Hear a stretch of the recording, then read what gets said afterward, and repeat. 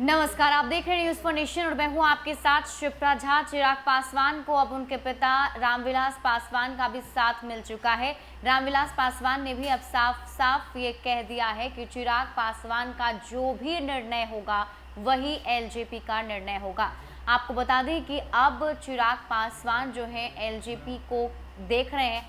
पहले से ही उन्हें राष्ट्रीय अध्यक्ष एलजेपी का बना दिया गया है और उसके बाद अब पार्टी को लीड भी चिराग पासवान कर रहे हैं। और जिस तरीके से एनडीए गठबंधन में चिराग पासवान ने एक पेच फंसाया था, उसके बाद ऐसा लग रहा था कि शायद रामविलास पासवान इसमें हस्तक्षेप करेंगे और कुछ डिसीजन जो है वो बदल भी जा सकता है। लेकिन अब रामविलास पासवान ने भी साफ तरीके से कह दिया है कि चिराग पासवान जो भी पार्टी के लिए तय करेंगे, जो भी रणनीति होगी, वो सिर्फ और सिर्फ चिराग पासवान के कहने पर ही होगी। दरअसल चिराग पासवान अभी एनडीए से थोड़ा बहुत अलग होते हुए दिख रहे हैं और अपने पार्टी को लेकर के बैठक और तैयारियां जो है अपने स्तर पर कर रहे हैं। इस दरमियान कई बार वो नीतीश सरकार पर हमलावर होते हुए नजर आए, चाहे वो कोरोना का काल हो, कोरोना के वक्त में जो सुविधा दी गई मरीजों को, लोगों को, वो हो, क्वारंटीन सेंटर की बात हो, या फिर जब शुरुआत हुआ जब बिहार में विधानसभा चुनाव की सुगबुगाहट तेज हुई थी, उसी दरमियान स्टार्टिंग में उन्होंने सबसे पहले बिहार फर्स्ट की यात्रा जो थी शुरू की थी। उस दरमियान भी जब वो लोगों के बीच घूम रहे थे, भाषण दे रहे थे, तब भी वो नीतीश सरकार पर अपराध को लेकर के हमला बोल रहे थे।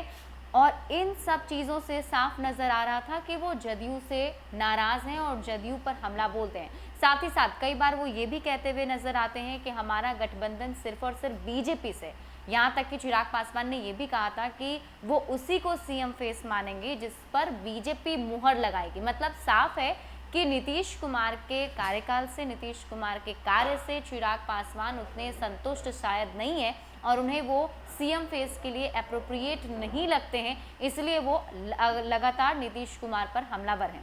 यहाँ तक कि उन्होंने एक टीवी चैनल के जरिए ये भी बताया था, जिसमें वो बातचीत कर रहे थे। उस दरमियान उन्होंने बोला था कि अगर मुझे बिहार के सीएम बनने का मौका मिलेगा तो मैं बिहार का सीएम बनूंगा और जनता की सेवा करूंगा। यानी कि साफ साफ एक तरीके से एक सीएम कैंडिडेट के तौर पर भी खुद को प्रोजेक्ट कर रहे हैं चिराग पासवान। और ये भी कहते हुए नजर आए कई बार कि बड़ा उलटफेर हो सकता है, बड़ा बदलाव हो सकता है, कुछ नया देखने को मिल सकता है। तो ऐसे में एनडीए में एक बार फिर से कंफ्यूजन जो है वो क्रिएट हो गया है। जो इंटैक्ट एनडीए पहले दिख रहा था वो अब नहीं दिख रहा है। चिराग पासवान की किस बात से नाराजगी है ये तो नहीं पता है, लेकिन नाराजगी जरूर है, जिस वजह से वो खुद अकेले चलकर इन सब चीज़ों की तैयारी जो है वो कर रहे हैं। इसके साथ ही आपको बता दें कि आज दिल्ली में एक अहम बैठक संसदीय बोर्ड की बुलाई गई थी, जिसमें सभी नेता मौजूद थे। उसमें रणनीति बनाई गई कि किस तरीके से इस बार चुनावी मैदान में जाना है। साथ ही साथ एलजेपी जो है वो ये कहती है कि वो 243 विधानसभा सीट, यानी कि जितने बिहार में विधानसभा की सीट है, सब पर चुनाव की तैयारी कर रही है। मतलब कुछ भी हो सकता है। चिराग पासवान जिस तरीके से तैयारी करते हुए नजर आ रहे हैं और जो बोलते हुए नजर आ रहे हैं, उससे ये साफ लग रहा है कि कुछ भी पॉसिबल है।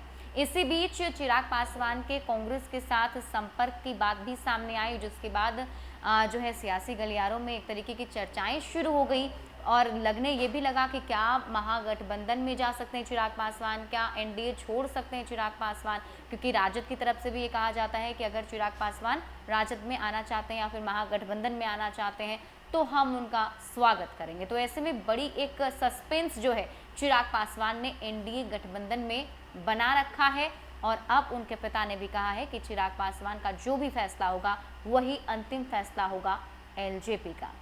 ज़्यादा अपडेट के लिए आप जुड़े रहिए न्यूज़ फॉर नेशन के साथ। नमस्कार।